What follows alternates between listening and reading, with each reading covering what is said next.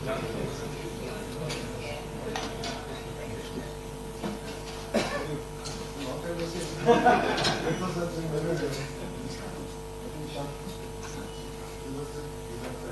you?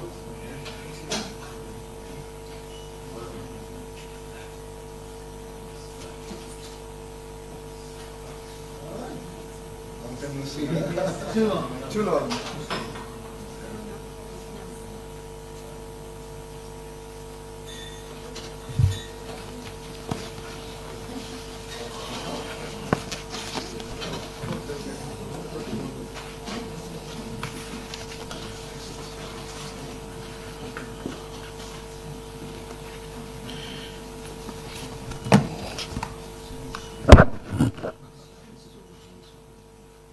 Warami, greetings, namaskaram, salam, sasrikars, greetings and warm evening welcome to all of you, ladies and gentlemen.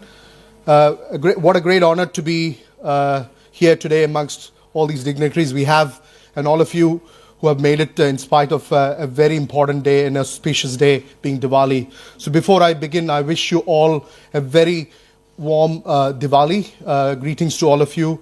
Diwali ki aap sabko shubhkamnaएं, hardik shubhkamnaएं to all of you. Before I begin further and continue, I want to acknowledge the traditional owners of the land we are gathered here. I pay my humble respects to their elders past, present and emerging. And I also acknowledge any of the First Nations indigenous leaders amongst us here.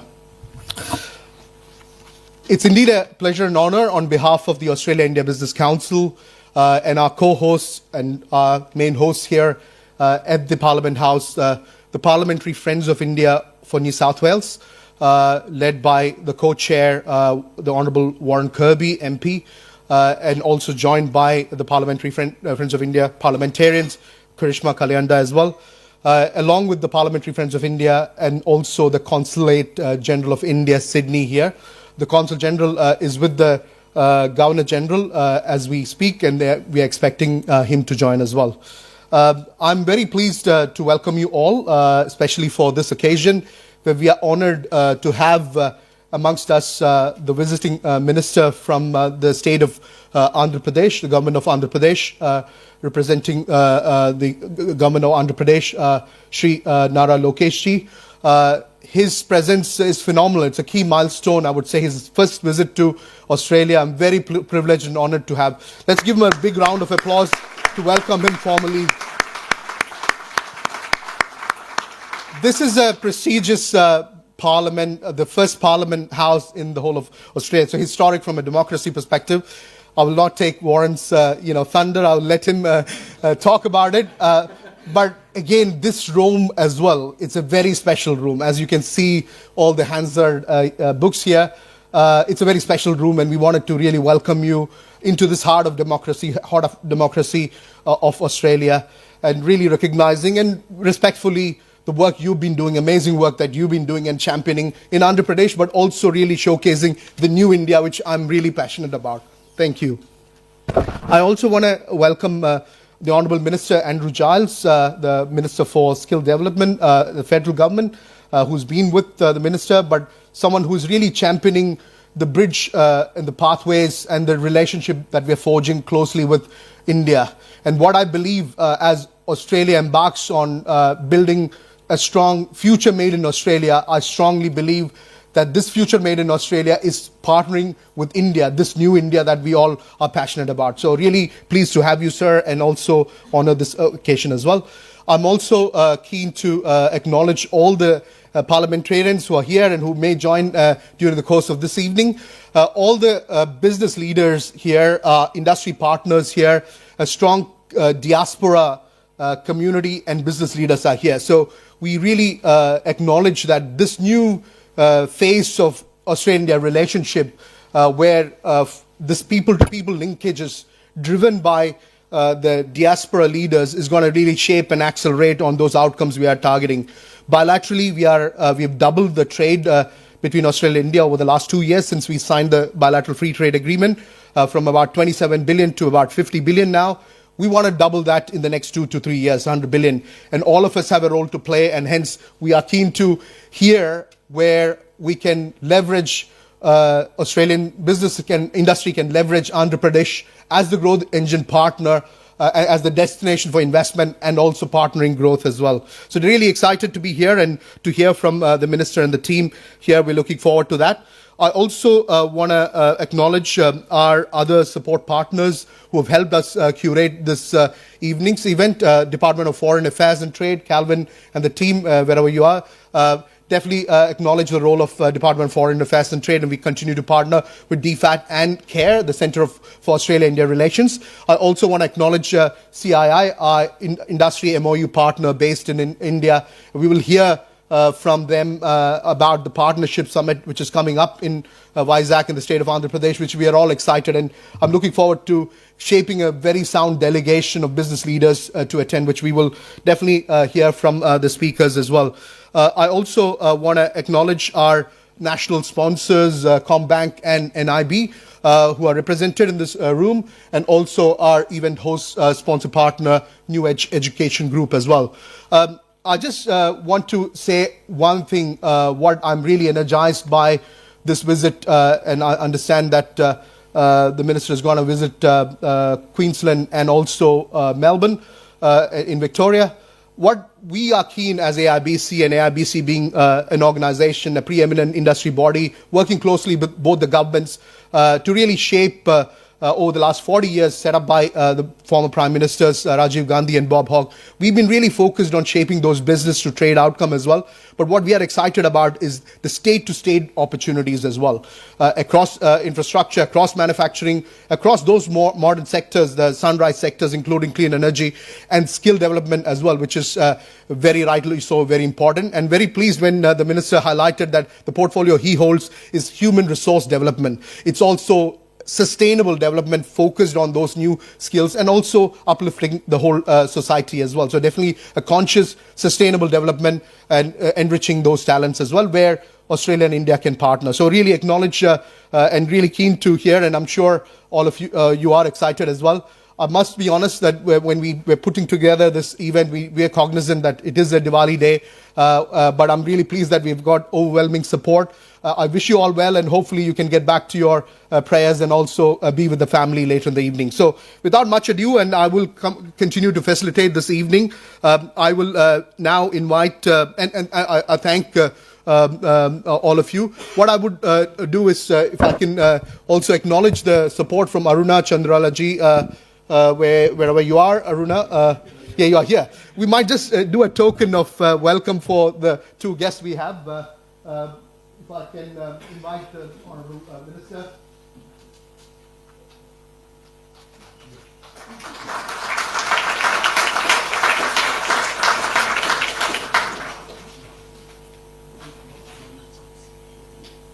And if I can invite Minister and Giles as well.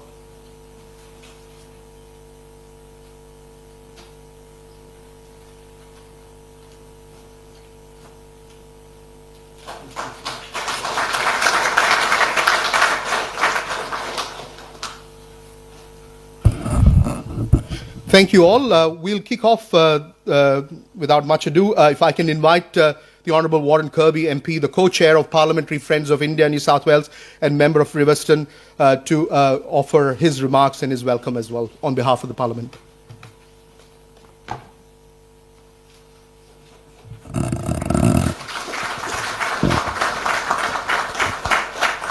Shukti Diwali.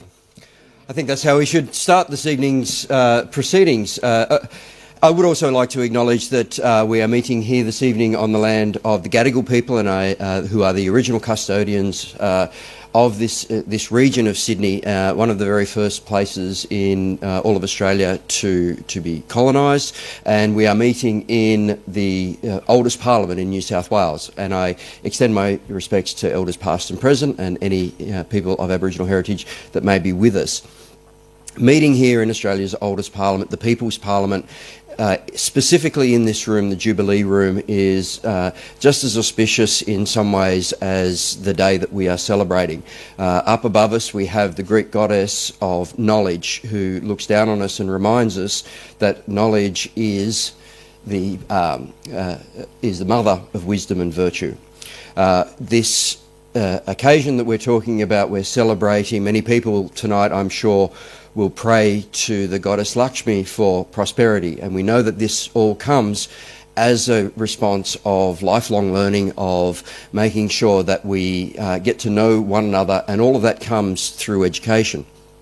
So to be in this room on this day for the meeting that we're having is something to tell us about the things that are all coalescing to make sure that this relationship between India and Australia really kicks off. And there are many, many ways in which we complement one another in this relationship.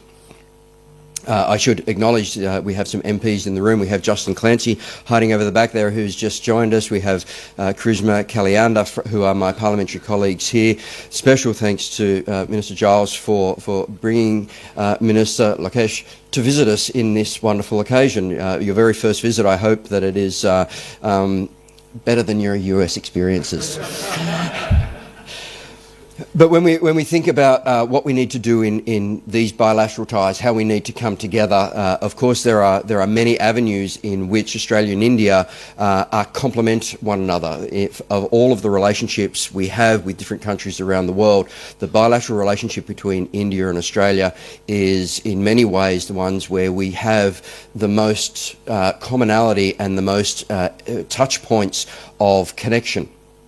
If we talk specifically about education, there are many ways in which our two countries can work together for mutual benefit. We have some of the most advanced educational systems in the world here between our university sector and our TAFE sector.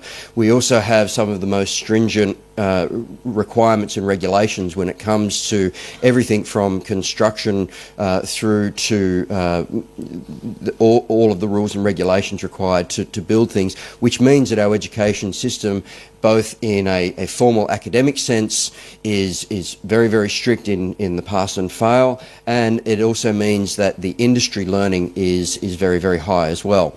So by allowing a system, for example, where we use New South Wales TAFE or we use our university sector to help train people on the ground in India to come to Australia to learn skills and trades, we can benefit the human resources that are available in India, and we can also go some way towards addressing some of the skill shortages that we see in Australia across multiple sectors, whether that is in the construction industry, as I mentioned earlier, whether that's in medicine or whether that's in IT or other sectors. All of these things start from a good foundation of collaboration between our two nations and with the education sector. I am fortunate enough to represent a diaspora that has the largest number of, or should say, an electorate that has the largest number of people from the Indian diaspora. It's the largest and fastest growing. We have the most amount of Hindi speakers. And I can tell you from experience that as that population has grown, this population has shifted over the last 10 years or so from a largely Anglo community, small, almost rural on the outskirts of northwest Sydney, to now having tens of thousands of people, and the vast majority of people who are coming in are from the Indian diaspora. Now, during that period of population growth, what we have seen is an unusual phenomenon where our unemployment rate has plummeted. We have now one of the lowest unemployment rates. In fact, my electorate enjoys almost half of what is surrounding me. We have seen a significant drop in the rates of crime and criminality, and we've also seen a significant increase in educational outcomes. And this has come about not despite the population that we've seen, but because of that. And so then we go back to how all of this works together with these complementary attributes that we have between Australia and India, and why it is a natural fit for the two of us to be together. And at the risk of stepping on the Minister's toes here about the foundations that were laid with the bilateral trade agreements, but they are the foundations that were laid, and it's incumbent upon states to then start building upon that to grow. When we're looking at economies that are approaching into the trillions of dollars, when we look at the way that Australia can complement that, whether it's with education, whether that's with raw materials, either in the mining sector or in our agricultural sector, whether we're looking towards things like the technology that we use in farm and agriculture here and how that can be transported and utilised in India, and the production manufacturing capabilities in India,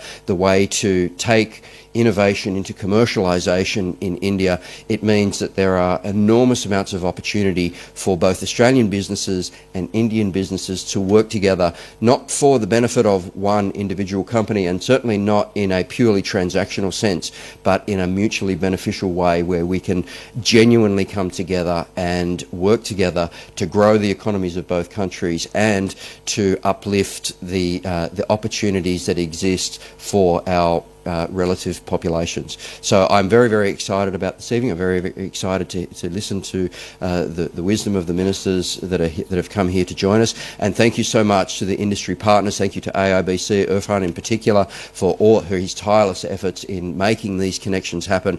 And for the people who are in the room here today who are going to make this happen, we have now that we have reached India as being the second highest migration rate, we have built the human bridge that is the final piece of the puzzle that's been required to make these opportunities work. So I encourage each and every one of you to walk away from this room after your prayers for prosperity this evening, then start working on ways on how we can collaborate together, how we can make the dream and the concept come to realisation. Thank you.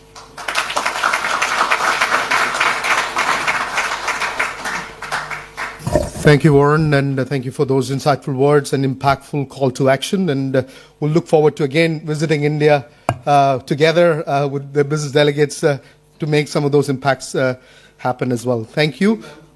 Definitely. First landing into Vizag, yeah. Thank you.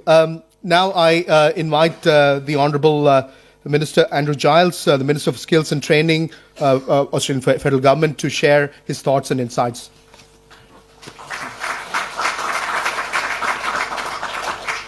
Thank you very much, Irfan. It's a great pleasure to be here. I want to begin my remarks too by recognising the Gadigal people as the traditional custodians of the land on which we're gathered, and paying my respects to elders past, present and those who are emerging too.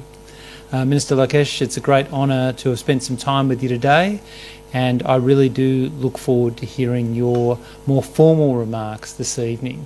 It's a privilege to be part of the conversations that we are having.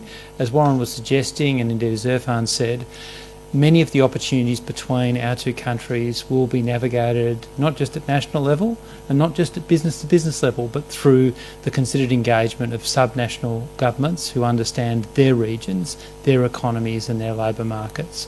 And having read a little bit about the success story of Andhra Pradesh in recent days, it was wonderful to hear you talk us with such enthusiasm about what has been done, but more particularly for what is to be done, and to think about the shared opportunities that presents. So I'm very much looking forward to hearing from you, and we'll try and keep my remarks brief so we get to you quickly, Minister. I know that Warren and I think it's Justin, I'm not sure if we've met before, and of course my friend Charisma are here from the New South Wales Parliament. I can say this, that while I'm obviously not a New South Wales parliamentarian, becoming the chair or co-chair of the Parliamentary Friends of India is as fought over as a cabinet position in the federal parliament, and perhaps that's something that can be taken away.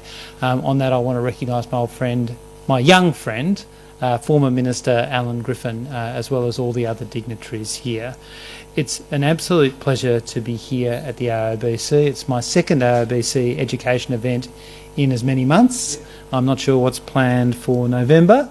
And it is wonderful to be able to welcome you, Minister Lokesh, for this event. To think about the reputation that you've built for your government's transformative work, particularly in terms of technology, real-time government. There's a lot for us to think about here, and human resource advancement in Andhra Pradesh. And I think everyone in this room appreciates the opportunity we have to draw on your experience and to think about where it might take our bilateral arrangements. I want to also acknowledge the really critical role the AIBC has been playing for 40 years in building understanding and building connection. I don't think it's something that really can be overstated, and I think the energy that the AOBC has right around the country right now is infectious. I think there would be a delegation from an Indian state here at least every second week at the moment, and conversations around that are happening non-stop around the country. The business-to-business links are being reinforced by a deeper understanding, and that's in large part due to the work of the AOBC. Now, if I turn briefly to the skills landscape in Australia, the one thing I really want to emphasise is that our view is simply this. Education and training are absolutely key to building economic prosperity for Australia, and we believe that that is the case for India too.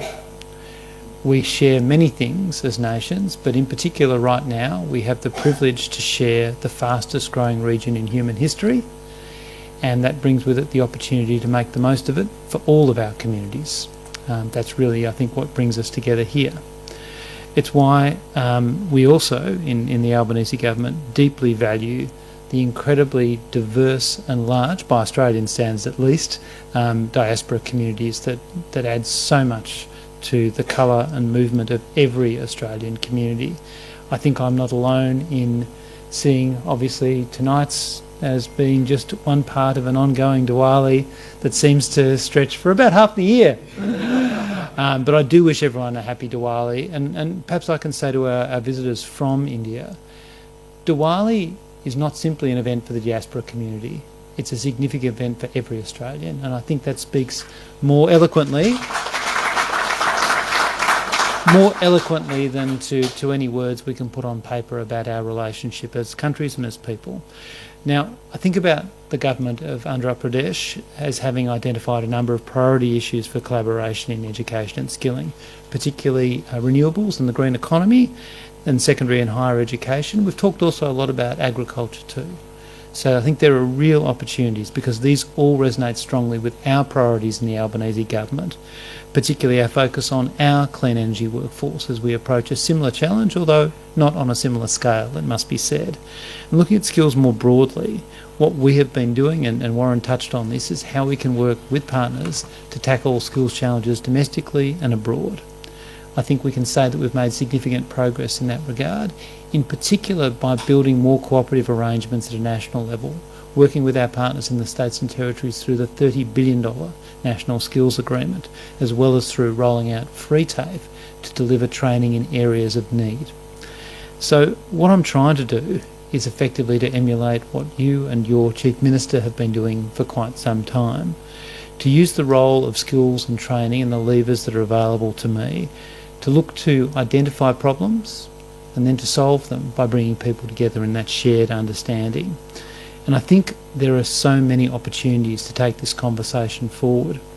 I note that, of course, India, amongst its other attributes, is one of the youngest democracies on the planet.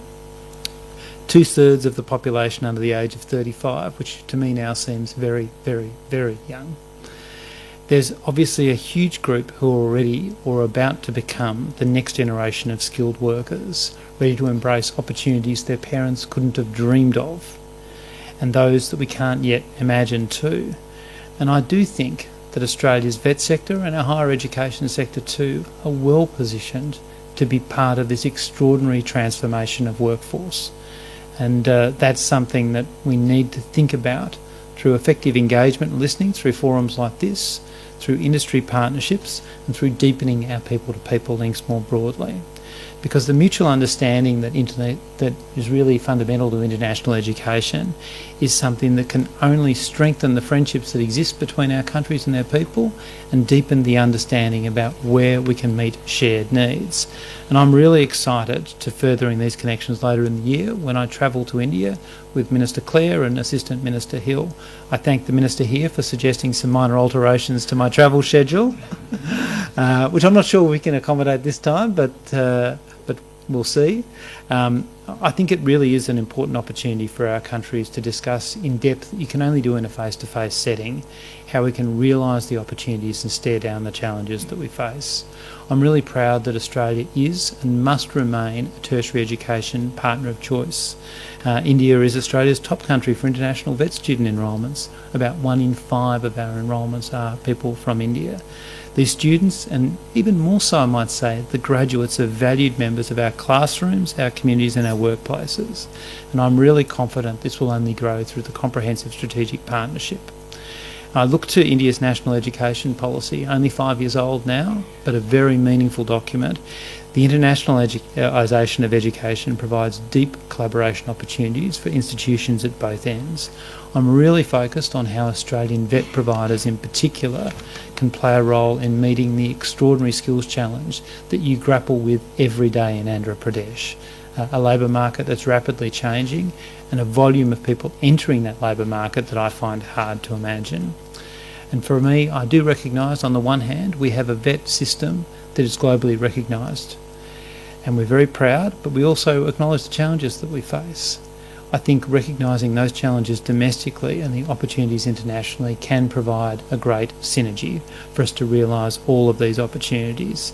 So I'm very keen to hear from you, Minister, and I'll end my remarks now, because hearing from you, having the perspective of your government brought to Australia, brought to this beautiful room in Sydney, is fundamental, from my point of view, to making sure that the Australian skills and training system can be all that it can be for people who come to Australia and sending skills offshore as well, but also so that we can more profoundly deepen the relationship and understanding between our people, which I think is fundamental to the future that we both would like to see. Thank you very much.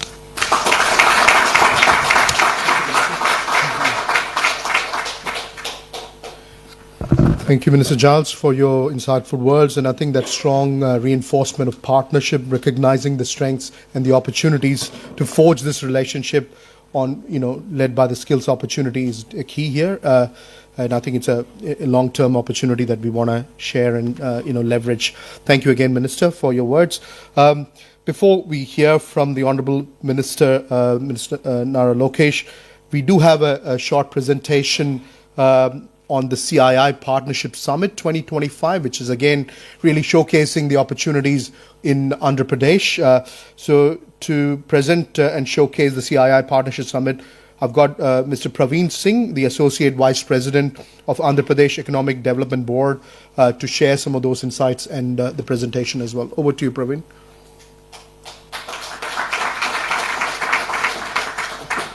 I'll sit from there. Okay. Thank you.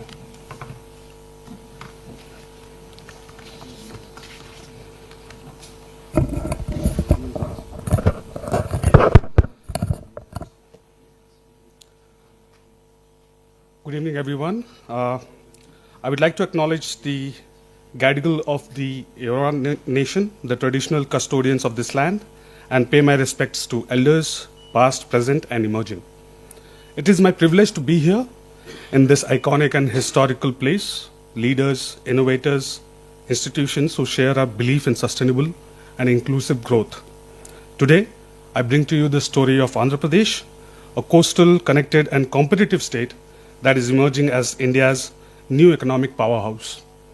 With a thriving GSDP of $180 billion, deep policy reforms, strategic sectoral opportunities, Andhra Pradesh invites Australian investors to join hands as partners in our next leap of growth. We are fully aligned with India's national vision of Viksit Bharat by 2047, but Andhra Pradesh adds its own bold vision, Swan Andhra Vision 2047. Our national goals are ambitious: a 32 trillion economy, a 6 trillion in exports, 10% of global share, and $20,000 per capita income. Andhra Pradesh's contribution will be significant through value-added manufacturing, future-ready infrastructure, equitable growth across districts. Our transformation is mapped across economic and social indicators with defined targets by 2047. Literacy will move from 72% to 100%. Female labor force participation will rise from 36% to over 60%. Skilled workforce to over 95%. Urbanization to 80%. Economically, GSDP to $2.4 trillion.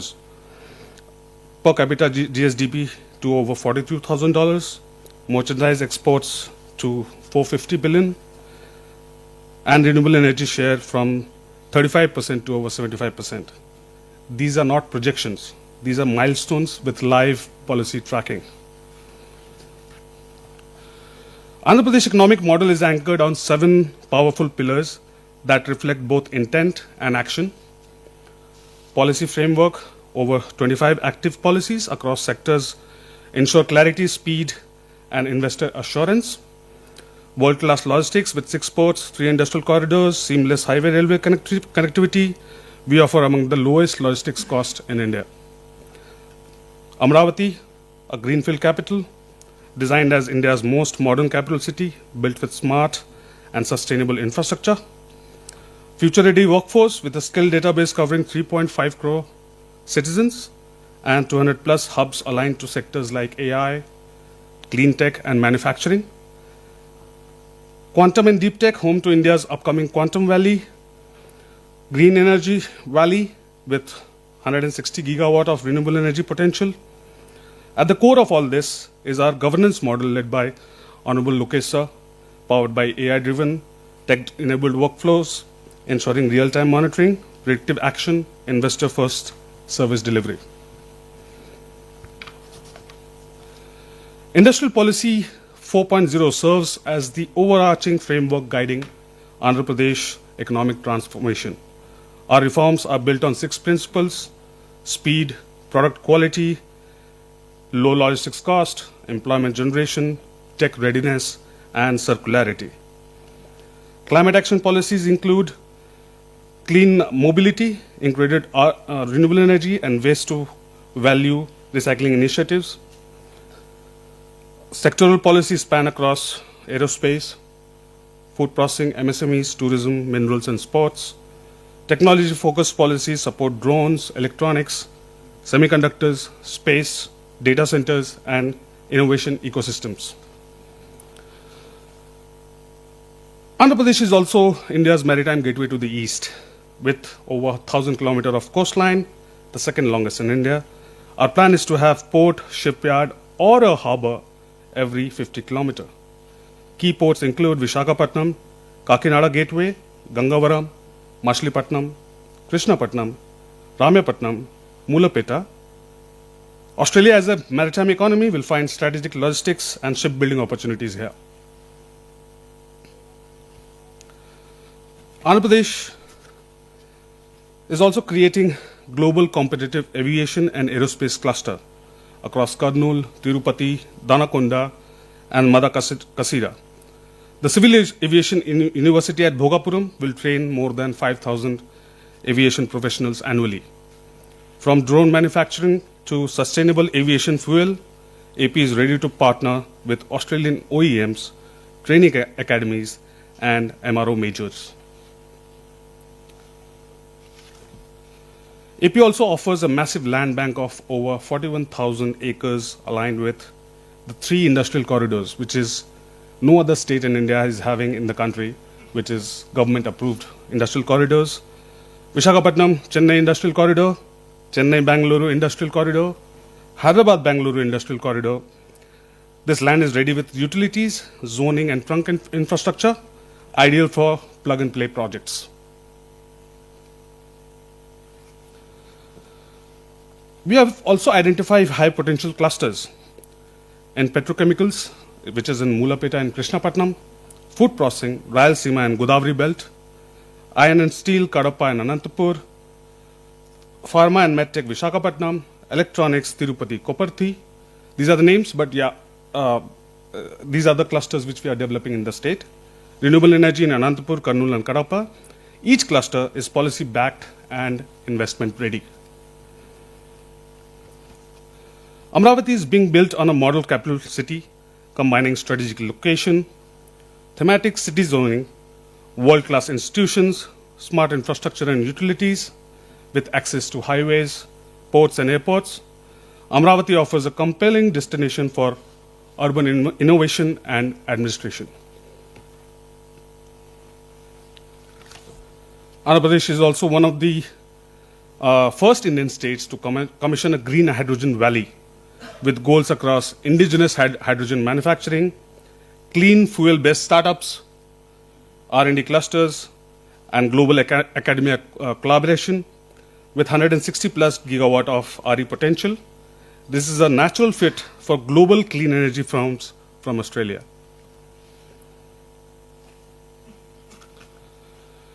AP's tourism sector is unlocking huge potential. 10,000 plus hotel keys, 1.5 lakh plus women-led homestays, 20,000 to 50,000 new rooms by 2029. Private investment target is $2.9 billion by 2029.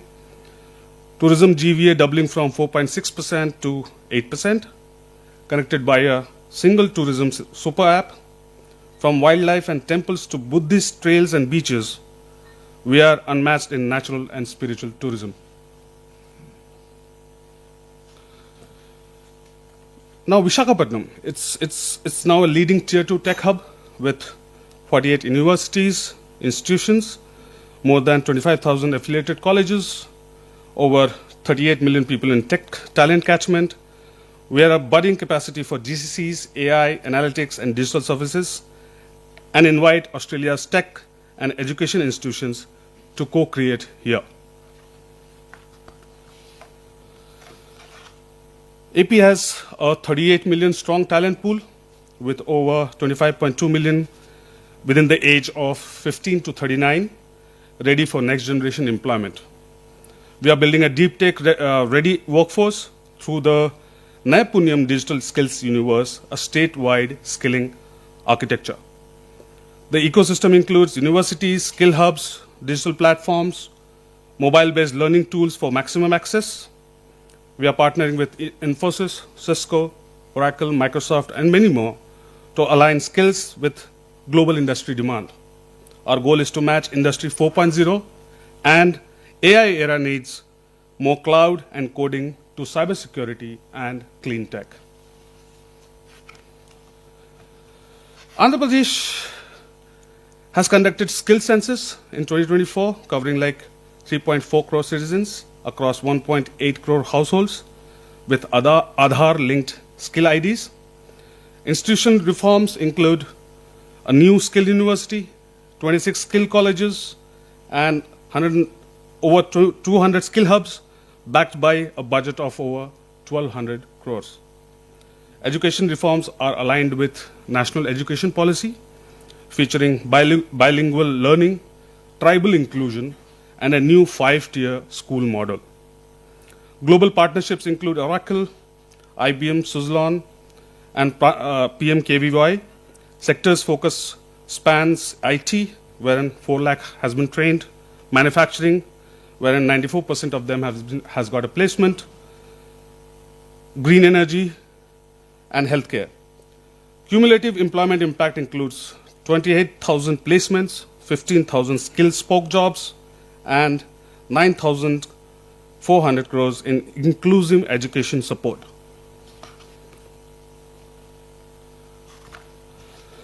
In Vijayawada and Rajahmundry, we have launched the Ratan Tata Innovation Hub, which is focused on one family, one entrepreneur. Angel and VC access, corporate and educational partnerships, infrastructure, clean rooms, prototyping labs, Internet of Things. We welcome Australian accelerators and R&D groups to connect with this bottom-up entrepreneurship platform. Andhra Pradesh is pioneering governance 4.0, a data-driven, AI-enabled, and people-first model. A state data lake will unify all government data into a single source of truth, enabling cross-department insights. Our Aware Hub, going live by November 2025, will monitor 42 real-time parameters from satellites, drones, CCTVs, and Internet of Things IoT devices. The AI intelligence layer will will detect patterns, trigger responses, and guide predictive governance. Citizens will access 700 plus public services via WhatsApp, with real-time redressal going live by August 15th. It has already been live, sorry. Sorry. This is not a pilot, it's a quantum governance at scale, and Amaravati will lead India's transformation. In just past 12 months, AP has secured over 120 billion in investments with the potential to create 7 lakh jobs. These are across clean energy, electronics, food processing, and ports, and reflect real investor confidence in AP. I would like to invite all of you to the Partnership Summit 2025 to be held on 14 to 15 November. The venue is Visakhapatnam. This will be a landmark event showcasing project-ready pipelines, MOU signings, and global cooperation across industry and innovation. Let me conclude with a heartfelt invitation. Join us in building sustainable, inclusive, globally competitive, and innovation-led economy. Let us shape the next decade together as partners, collaborators, and chain makers. Thank you.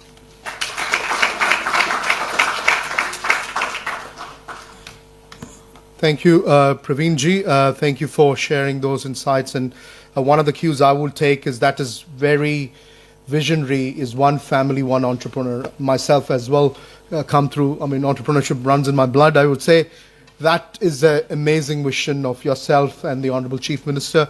So we are definitely keen to partner on that. And really, I want to bring those accelerators and investment funds as well and scale-ups to leverage Andhra Pradesh as the soft landing, for destination for India or India market access. Thank you again, and really looking forward to joining you all at the CII Partnership Summit. Definitely, I'm looking forward to going and looking forward for the other businesses to join as well. So without much ado and without any further delay, I want to invite the Honorable Shri Nara Lokesh, the Minister for HRD and IT, Government of Andhra Pradesh, to address the gathering, and everyone's looking forward to hearing from you. Thank you again.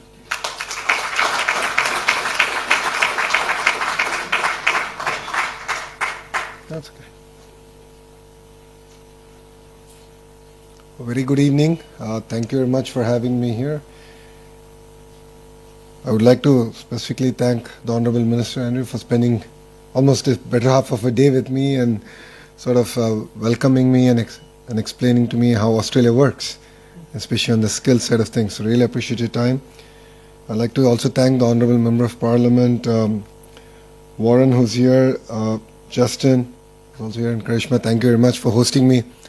Wonderful place, historical building. Let's wait and watch whether democracy is really working or not. Interesting times we live in. So if Praveen has not done his job in convincing all of you, I'll take another shot at it. So I'll give you 3 specific reasons why you should look at Andhra Pradesh. The first one being is we have a leadership with a track record. So for those of you who don't know Mr. Naidu, this is his 4th term as Chief Minister. He is a 75-year-old young man. When you meet him, you'll understand it why I said he's young. He's very young at heart. He comes with abundance of energy. But what makes it different this time around is he's backed with a young team. So 50% of the legislatures are first-time MLAs. 17 out of the 25 ministers are first-time ministers. So he's backed with a very young team with a lot of fire in the belly to get things done. And that's what makes it different. And Mr. Naidu is the reason why Hyderabad is what it is today. And people were kind enough to give him an opportunity to build a legacy all over again. And he's now doing it with the new Andhra Pradesh, a divided Andhra Pradesh. The second reason is speed of doing business. And I can give you 2 specific examples of it. One, I'm sure all of you have followed the Google's announcement. It's the single largest FDI investment in Indian history, and it's landed in Visakhapatnam. It's a greenfield data center that's getting built out there, and it's not only the data center, it's the whole the landing station, the sea landing cable station that's coming out there. And we are really excited about building the entire ecosystem. I've had an opportunity to meet a few of the data center developers here in Australia, and I've had the opportunity to invite them to Visakhapatnam. But we're really excited to build a larger ecosystem. And we got all this done in 13 months, which is 1 month more than what we agreed with Google on. And once we agree to work together, it's no longer your business, it's our business.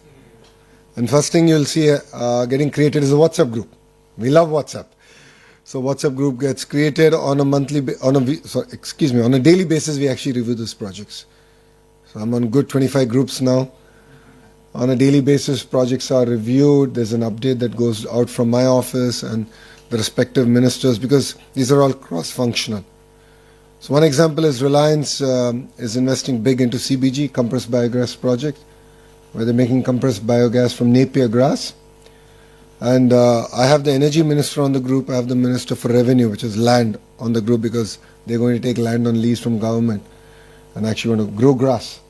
And on a daily basis, the project is updated. And if they don't update, then I get involved and said, what's the status update? Where are we? What's the target? Where do we stand? Another example of speed of doing business is the work that we've done with ArcelorMittal. ArcelorMittal is building India's largest steel plant, south of Visakhapatnam. And again, we got this done in 15 months. So from the day we agreed to agreeing on the incentives, getting the land done, environmental hearing, getting all the clearances. So this is not MOU. This is grounding. We are not here to sign papers. We are not here to do MOUs. We actually want to deliver on the field. So the 120 billion that was actually explained and the marquee brands that are coming to invest are all being grounded in our state. And the 120 billion have been agreed upon only in the last 16 months. So that's the pace at which we are moving in Andhra Pradesh. And if there's one thing that I can compete with the other states on, it's going to be speed of doing business. So in the past you've heard of ease of doing business. So now we mean speed of doing business. There were days when we've cleared proposals in 3 days. So there are 3 layers where they get approved. One is SIPC and SIPB, and then the cabinet. It happened in 3 days. So that's the pace at which we're willing to work, and we're really excited of getting your business done in Andhra Pradesh. The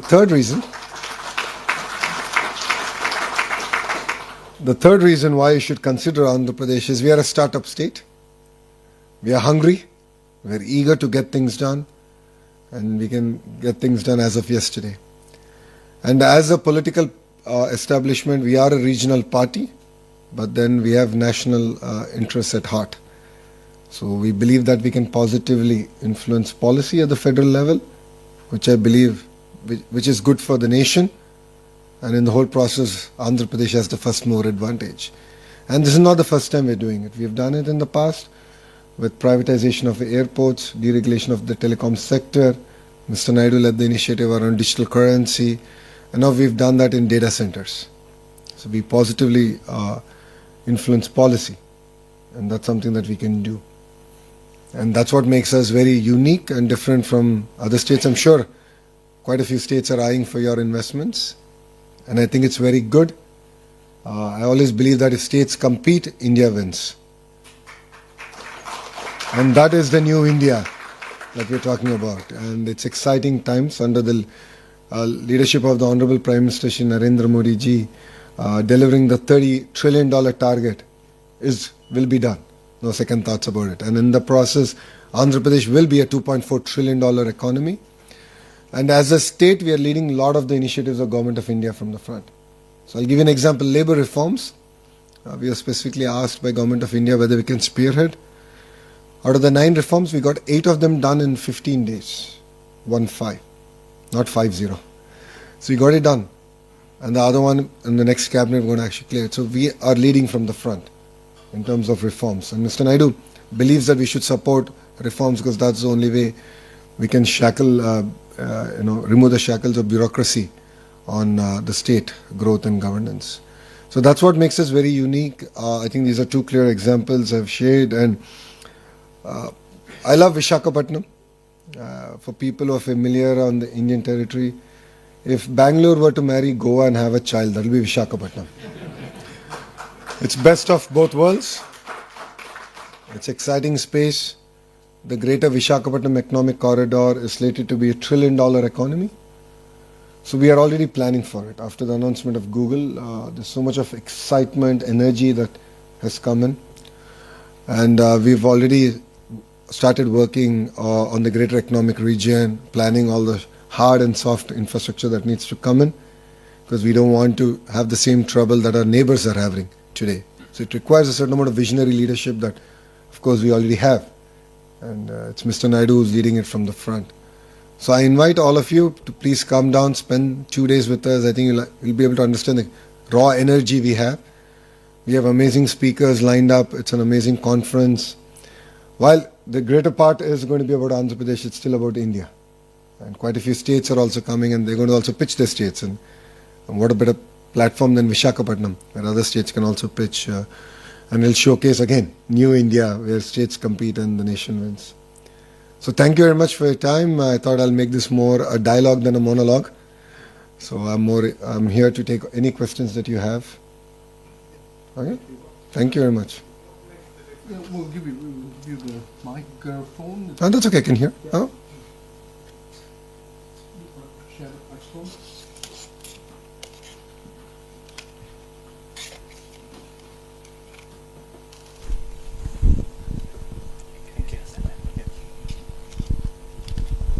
Sorry, I'm Shravan Kumar.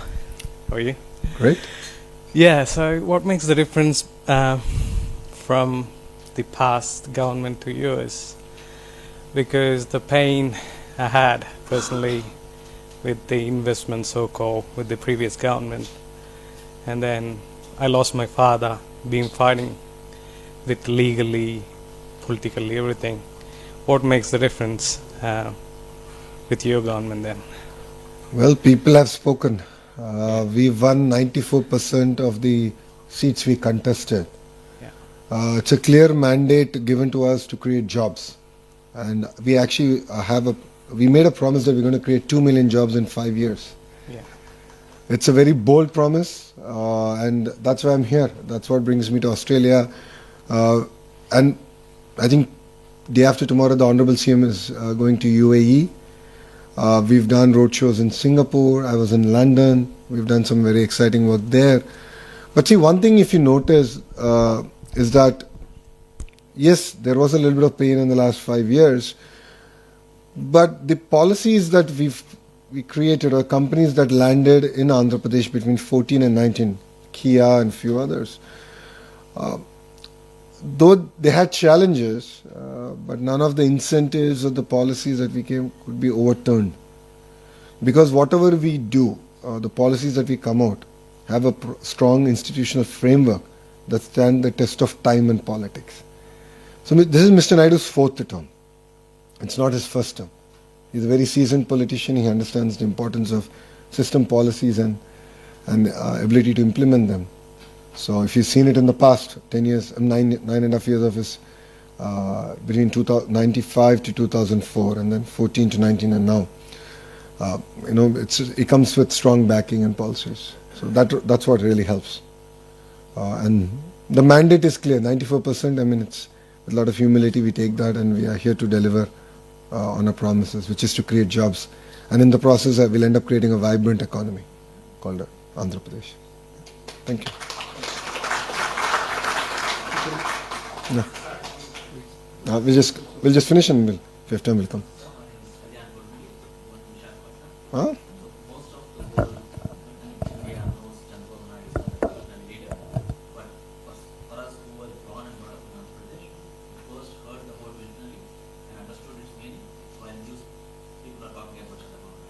Very kind of you. Visionary activities 25 years ago, be it Rise Bhadra, be it getting all the government employees to do clean and green programs. IT is just one of them. As well as he was being criticized a lot at that time for getting a gold club. He still is being criticized. Okay, that's, it's visionary's job to lead from the front, while critics will criticize, yes. And that's what made Hyderabad was Yep. very excited, sir, that because he's back with this and the next generation. My question to you personally, sir, is how do you keep up with managing your bosses and your father's expectations? Do you think you can outperform this expectations? A good question. Oh my God. I think I'll lose my job by the time I go back to Andhra Pradesh if I answer that question. So Mr. Naidu is an impatient politician. We jokingly say that if he can carry 10 kgs, he'll give you 12. If he can carry 12, he'll give you 15. So he ups the bar, but that's what makes it really exciting. And that's why you see a lot of youngsters working for him. And he mirrors the energy and the commitment that the Honorable Prime Minister has for the nation. And there's this new term called double engine Sarkar, which is double engine train government in India. It's called double engine government. That means it's the same government in the state and in the center. I say we have a double engine bullet train Sarkar, which is 2 engines bullet train government. Because you have Mr. Naidu and you have the Honorable Prime Minister. They bring raw energy and passion. Both of them are 75 years old, but you don't see that age on them. But we're leading from the front, and that's what makes it very unique and exciting. I think it's very difficult to live up to the expectations of Mr. Naidu because it's a moving goalpost. The closer you get, keeps going. But it's a very rewarding experience. I've been working with him now for almost 12 years. I've joined his team in 2013, 12, 13 years now. It's been an exciting journey. It's been extremely rewarding because all the hard work is now paying off. An example of it is Google.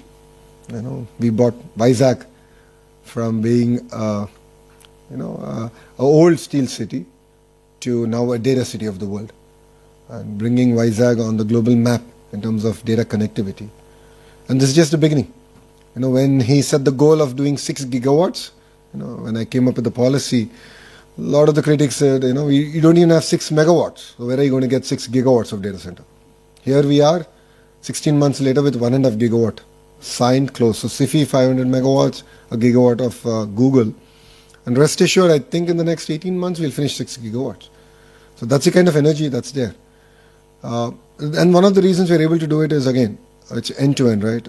You saw the presentation where we spoke about renewable energy, world-class talent, and then, of course, the ecosystem. So renewable energy is big in Andhra. So we have the solar, wind, the pump storage, hydro projects that's going to power all these data centers. So I think that's what makes Andhra Pradesh very unique, because we can offer an end-to-end solution that I believe majority of Indian states cannot. So, thank you.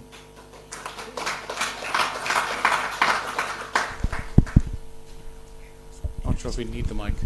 Thank you. That was a lovely presentation to all of you. And thank you for addressing everybody. My name is Hemant Babbar. I'm with the IBC.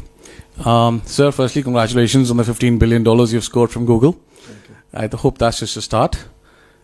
You've been here for, some time now. Yeah, 2 days. 2 days is pretty good. Actually, 24 hours. 24 hours, okay. Look at the time from I landed to where I am now. So have you rested at all? Well, I hope. Where do you see, in your opinion, Australian businesses entering into Andhra Pradesh with what you've seen so far? And where do you see those opportunities aligning between the two countries?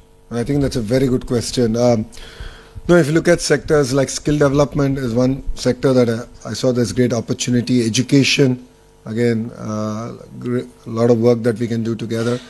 Mining is a sector, of course, it's a natural sector for both Andhra Pradesh and Australia to work together. Parallelly, I've seen agri-tech as one of the areas that we can possibly collaborate. Today when I had a lunch with a few of the CEOs, one thing I said in agriculture is it's not just about wheat and corn. There's a lot more innovation that we can do around horticulture, sectors like mushroom, which today don't exist in Andhra Pradesh. So agri is a very, very big sector for us to sort of focus and collaborate. You do have a vibrant startup ecosystem. That's one thing. Through the Ratan Tata Innovation Hub, we can sort of collaborate, and India is an amazing launch pad in that sense. So these were a few of the sectors that we thought we can start working together on. Renewable energy, of course, is very something that we can build on. You have an amazing education system here around it. So sharing with the Honourable Minister here that green molecules, so taking renewable energy to green molecules is going to be very, very important for us as a state. So that's another area that we can collaborate. But I think the Economic Development Board shared opportunities around automotive, space, defense, drone, compressed biogas, aqua, quantum computing, pharma, medical devices manufacturing, steel. Now Russia is also investing big with their acquisition by Rusal of an alumina refinery in Andhra Pradesh, which is going to bring upstream and downstream industries also coming in. So I think Andhra Pradesh in that way is opening up across sectors, and that's what will make us very unique compared to other states in India. Thank you, sir. Lovely. Thank you. It's a very long answer for a short question. Welcome to Thank you. welcome to Australia, sir. My name is Vish Vishwanathan. I am from Australia India Business Council, working with Mr. Irfan. As we have industry chapters. I'm very proud to lead this chapter called Make with India, encouraging Australian companies to make with India. Yeah. It is basically implementing Prime Minister's vision of Make in India. Yeah. So we want to implement that in Australia. So definitely it's a very welcome, that your visionary program for Andhra Pradesh. I mean, what we would like to suggest is, apart from the sectors one of the promising sectors which is definitely there is the health and pharmaceuticals. Yep. And then also defense and security is another area which a lot of potential is there. And the third one is the sports. As you know that Australia is also, going to have the Olympics, and there are many other games going to be happening in Brisbane. So there's another sector which you may like to consider. So together, as to assist you from Make in India point of view, we are there to assist you. No, thank you for bringing up sports. I believe that's very important. It builds a lot of character and resilience. I'm getting an opportunity to meet quite a few of the universities and understanding the sports program. A few of them who are very specialized on sports, and I'm looking at actually bringing them to Andhra Pradesh and trying to build the entire ecosystem. Because as you know, India is predominantly about cricket, and we want to go beyond it. And that's one area we are looking forward to collaborating. Defense. The Economic Development Board presentation had defense as one of the focus areas. You'll be seeing announcements coming soon in that sector also. So we are very focused on that. And I believe on the power of clusterization, where vertical and horizontal integration is going to happen, where I believe that the ecosystem has to should be built within a certain amount of radius. And it should be end-to-end. It shouldn't be sporadic. It shouldn't be about just one company. So whenever I meet a Fortune 500 company, the question they ask is, "What can I do for you?" I'm like, "Give me a Rolodex of all your suppliers, because I want to go chase them. Then you'll have no other opportunity but come to Andhra Pradesh." So this is something I've asked quite a few of the companies, and they were gracious enough to give it to me. And now we're building that. We're doing that across defense. We're doing it across aerospace. We're doing it across space. Because there's a lot of private launch pads coming. So that's the vertical bit. And the horizontal bit, which I shared with the Honorable Minister today, is education, skills, testing. All this has to be common infra that we provide. So that's where I believe in the power of clusterization, and each district, which is the administrative unit in India, should be focused on one specific thrust area and build competencies around that. So that's what we're doing in Andhra Pradesh. And I believe that's what will make us unique compared to other states in India. Wish you good luck. Thank Thank you so you. much. Maybe we'll take 2 questions more. Yeah. No? Ladies first. Okay. No, ladies first. Ladies first. Thank you, sir. It's very nice to hear a lot of insights. Myself, Dr. Tanima Banerjee, I'm a young scientist. I'm very much interested towards the women in STEM. I just wanted to know what are the opportunities in Andhra Pradesh in women in STEM, and if there is any scheme, and what are the new opportunities for the entrepreneurs, those who wants to connect with Andhra Pradesh government, and a lot of student exchange program and many other schemes if it is. So would like to hear from you, sir. Oh, thank you. Thank you for bringing this up. For me, gender parity is very, very important. So we are actually are starting it from kindergarten. I've already done a bit of work in school education, where first grade, second grade textbooks, when you have household chores in that and their pictures, they only have women doing it. So we've changed it. We made it 50-50. Sorry, men, you have to pitch in. You have to clean up.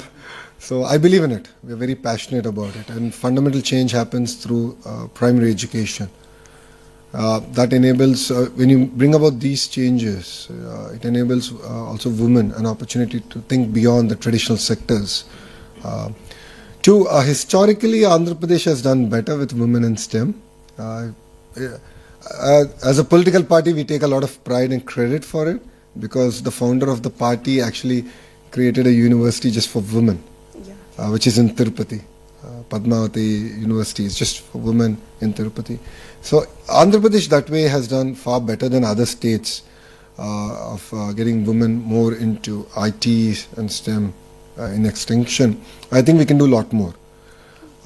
I agree, exchange programs are important, and we had again an opportunity to talk with the Honourable Minister and few of your other political leadership here to explore those. In terms of entrepreneurship, that's where the Ratan Tata Innovation Hub comes. Today it was about a larger presentation, but Ratan Tata Innovation Hub is, the main hub is in Amravati, the main center, and then you have the nodes that are out in the major economic zones. They're all being mentored by industry. So the RTIH main hub is done by the Tatas themselves, one by Adani, one by JSW, one by Mega Engineering, one by Greenco, which is the largest renewable energy company in India. So that we got all of them to mentor, because it's not just about money. Especially for startups, they need mentoring, they need access to market. That's what we're doing. And it's being led by a young IAS officer she's from IIT Kharagpur, who then went on to the Indian Administrative Service. So we've identified even administrative leadership that can support the political will to get things done. So we have aligned that with the Ratan Tata Innovation Hub. It's just the beginning, because I think we're a month old in RTIH, but we have a clear trajectory in terms of what we want to deliver. So again, I believe that will make us different. So I also believe that if student exchange program can be happen, so Australian students could learn something new from the Indian students, and also Indian students can learn from the Australians. So this exchange will again will strong our bilateral relationship. No, absolutely. I get asked this question a lot. As an alumni of Stanford Business School, a lot of Indians ask me, why Stanford? How is it different from an Indian business school? And one of the thing I say is that, when you go to a different culture and when you're surrounded by people from different parts of the world, you tend to appreciate things far better. Exactly. And you understand a lot of context with which questions are asked and the way people contribute to your classroom. And this is my first trip to Australia, and it's been now just over 30 hours since I've set foot on your soil, and I've learnt a lot. And I'm truly amazed with what Australia and Andhra Pradesh can learn and work together on. And on that note, I would also like to thank, where's Calvin? There he is. I would like to thank Calvin and the leadership here in Australia for having me down. Honestly, if not for you, I wouldn't have made it this far. But I think, they've really curated an experience. And I was actually asking my team, does India do this? Do we have a similar program? And we should actually do it. Even at state level, we should do it, where we are able to bring in thought leaders from across the world to come and visit. I think there's a lot to offer, a lot for us to learn, and a lot that we can offer to the world. So thank you. Sir. Thank you. Thank you, sir. My name is Ram Gorlamandula. I'm an illustrious alumni of Sri Sathya Sai Institute of Higher Learning, Puttaparthi. Oh, nice. And a resident of Kadapa, but been here for the last 2 decades. Oh, wow. So I run a multifamily office practice specifically focusing on helping Australian family offices to invest in high growth Indian startups. Oh, nice. We have invested not in unicorns, but unicorns were created 10 years ago. So we invested in minicorns, which are now unicorns. Wow. So we hold a few of them in our portfolio today. Based on my decade-long work across these markets, there are 3 or 4 major observations that I've made.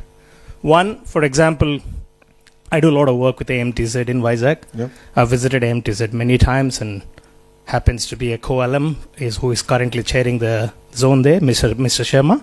Yeah. So Jitendra Sharma. So I visit there quite often. Exceptional individual. Excellent. So one of the major things that I've realized is when we try to create a market access program for medical devices from AMTZ, biggest issue was regulatory approvals in Australia. If there is any way, as a representative of the government, that you could actually create a representative office for TGA, Therapeutic Goods Administration, in AMTZ's office. Okay. So that medical device organizations and products that are manufactured in Vizag could actually comply with Australian regulatory approvals to fast track that. Something that regulatory agencies here have done very well with China in the last 3 decades. So same applies to building material industry. So there are organizations like Standards Australia, Master Builders Association. Many of them have operating representative offices in various parts of China. And because of that, if you go into any building material hypermarkets, the likes of Rees, Bunnings, so any of these supermarkets where you find building materials, you have a significant influx of Chinese products.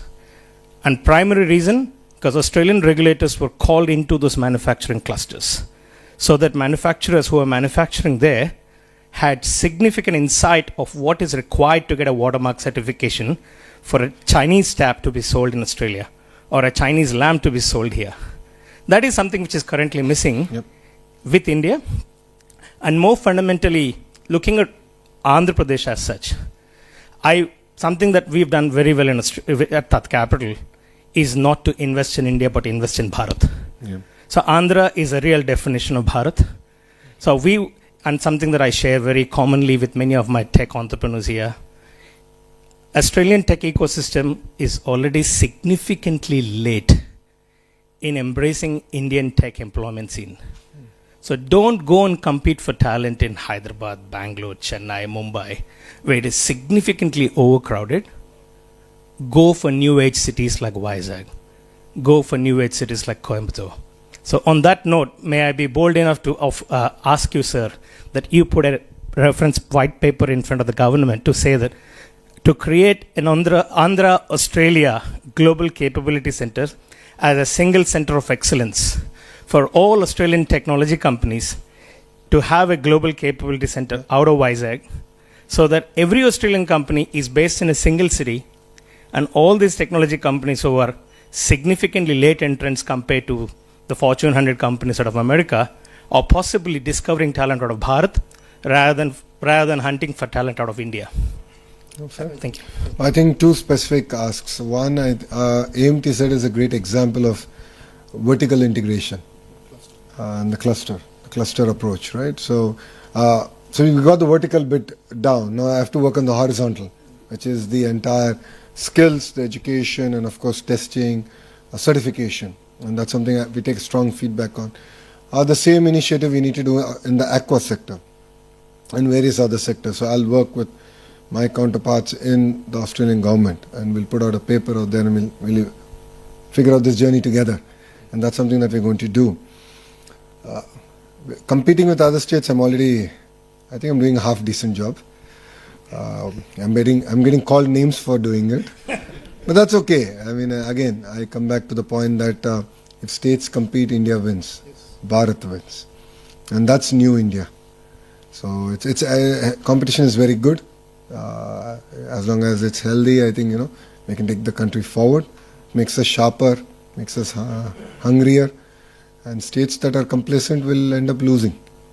And Andhra is not going to be one of the complacent states. If you know Mr. Naidu, and you know him better than me, so he's not going to let us be complacent. So my father rolled out Janmabhoomi and Aksharashmi from the ground.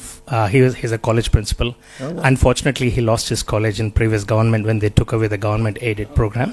So you're a victim. Okay. So our family has been a main funder of the college for more than 45 years in the village. The aided. Yeah. So we now have a building with no teachers to teach. I understand. Yeah. That's one thing we couldn't stop. Unfortunately, I mean, policy was actually done before we actually ended up in. So thank you very much. I really appreciate all of you coming. Give a round of applause.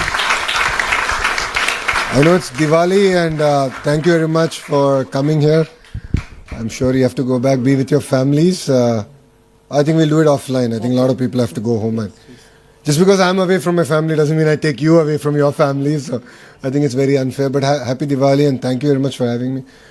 to the Indian Consul General, thank you, sir, for joining us. He's been a great supporter of Andhra Pradesh. Sir was kind enough to be part of the Telugu diaspora meeting we did yesterday. And I think yesterday's event shows raw energy and passion that Australia and Andhra Pradesh can do amazing work together.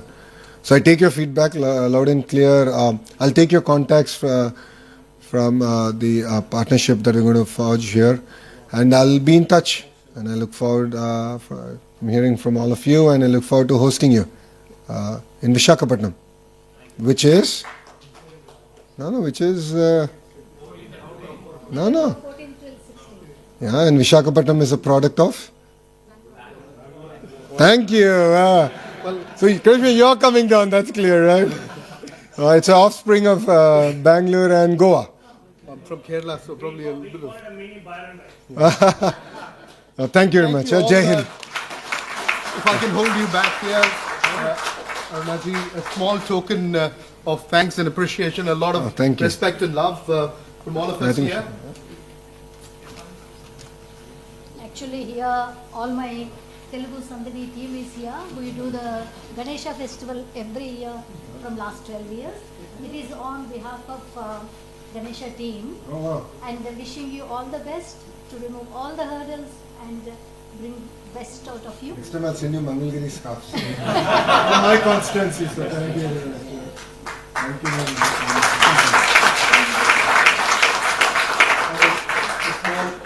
Token as well.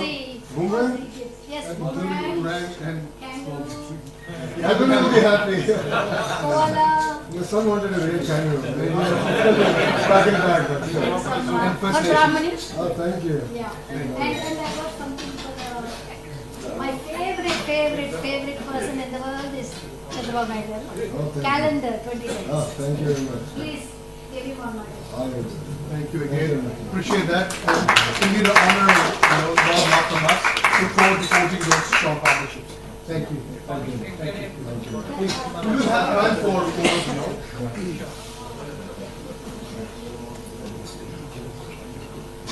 Please do be seated. Please do be seated. We'll be wrapping the session shortly.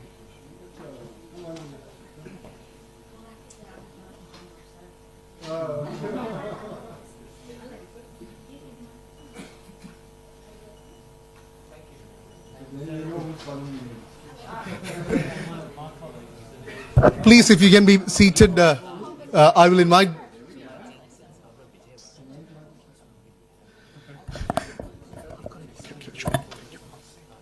Please do be seated. We'll just wrap up the session and there'll be opportunities for interaction and also photo as well. So I invite Dr. S. Janaki Raman, our Consul General, to felicitate and also share his special remarks. Please be seated. I promise I won't take much of your time. Thank you very much.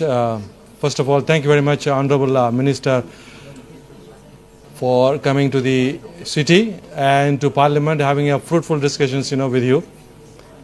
As I always say that there is a momentum between Australia and India, and such visits of ministers with proactive business in mind will definitely be captured in the strengthening our business relationship between India and Australia. The created momentum can be seen from what you do in India, whether you are going to go for some investments and export-import. Andhra Pradesh has a huge potential for export into Australia, as well as, very much in want of investments coming from the Telugu-speaking diaspora, Australians and various other communities, into Andhra Pradesh. We have received a number of delegations in the past from Andhra Pradesh for, attracting our roadshows for business. I'm sure, such visits will important. I'm going to tell you such visits. What does such visits make? Such visits will develop trust between two countries. Such visits will create a credibility between the two countries for investments and business, and with the credibility and trust, and then I think we can build our strength on the business and various people to people or any other relationship that have been spoken in the last 2 days. So as I said, I won't take much of your time. I just leave you here with a good night and happy Diwali. Last simple slogan I always say: design in Australia, make in India. And Andhra Pradesh is there to welcome you for any of your innovations for a large scale manufacturing. And that is what we have been hearing the last 2 days, and that is my mission in Sydney. My office is a point of contact for any business with any states in India, and especially with this with minister's visit, we will have more focus on Andhra and various other states. Thank you. Thank you, Dr. Janaki Ramanji, for your kind words and being the pillar of strength as well. And definitely it resonates with us. Design in Australia and manufacture in India is something which we would love to forge as well. And as we also believe in the future made in Australia is to partner with India and this new India where Andhra Pradesh is a strong bullet engine, double engine force to reckon with and collaborate as well. Without much delay, I would just quickly acknowledge all our partners here for this event, the Parliamentary Friends of India for New South Wales, Warren and the team here, the Consulate General of India, Sydney, and also the support from Department of Foreign Affairs and Trade. Calvin, you and your team, thank you for helping us coordinate. The CII team, our MOU partners, New Edge, the event host sponsor, Ravi and team, and our national sponsors, Commonwealth Bank and NIB. I wish you all a great, happy Diwali. Enjoy a great evening and rest of the days as well. We look forward to collaborating and hosting a delegation at the CIR Partnership Summit. If you haven't reached out, please reach out to AIBC. We'll be keen to facilitate and facilitate this delegation. We're already seeing a lot of interest. So if you want to be part of some amazing showcase and opportunity to leverage, and I've always felt this is not only an opportunity to leverage what is happening in India, but global opportunities partnering with India. So that's something which would love to curate as well and working along with you all. And please do reach out to AIBC and join us as well as we shape this future of Australia-India business-to-business relationship, forging those closer people-to-people linkages as well. Enjoy the evening and look forward to interaction and some more photographs as well as we are here for another 10-15 minutes. Thank you again. Look forward to interacting. Have a lovely evening.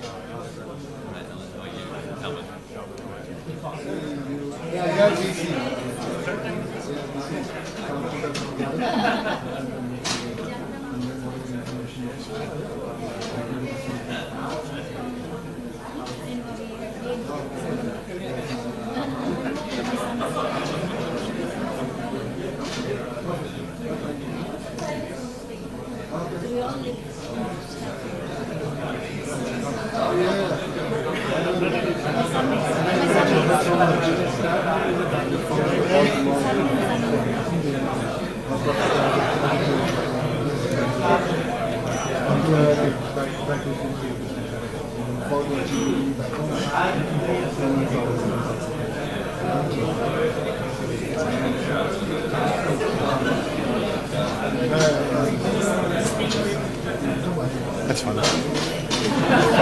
Thank you for that. So I've got his number, so I will text him during